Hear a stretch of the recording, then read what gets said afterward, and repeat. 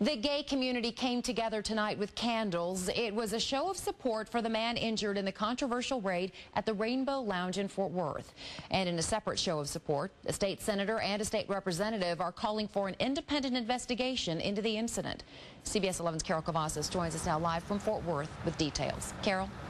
Karen, the vigil is now over, but not the questions and complaints surrounding what happened here last weekend. So let's all light our candles. Light your candles. The gay community brought candles to honor Chad Gibson, still hospitalized after last weekend's Rainbow Lounge arrests. I think that this is just an amazing show of support and affection for my brother, and it's really overwhelming. Gibson's father was there for another reason. That is the actual picture of him getting taken down. Holding the picture of TABC officer standing over his son, Donald Gibson still believes Fort Worth police were involved in his son's injury. This blue uniform in between those two people is a Fort Worth uniformed cop.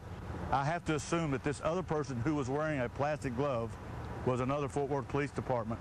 Though the TABC says they did arrest Gibson. Today, in a statement, they said Mr. Gibson was released to paramedics for treatment of alcohol poisoning and a head injury and transported to a local hospital.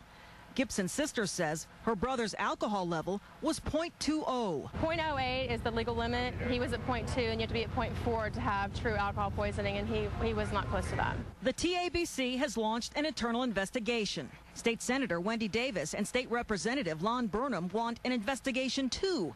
In a joint statement, they said, "It is our hope that an objective outside investigation be made, which would examine internal investigation reports of both the Fort Worth Police Department and the TABC, as well as eyewitness accounts." So far, the effort to bring illumination has brought a lot of heat, especially for Fort Worth police. They have a right to protect us. That is what their job is, and they did not protect my brother in this situation.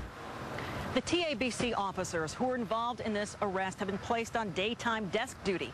Their names are not being released because of threats against the Fort Worth police officers whose names were released. Live in Fort Worth, Carol Cavazos, CBS 11 News.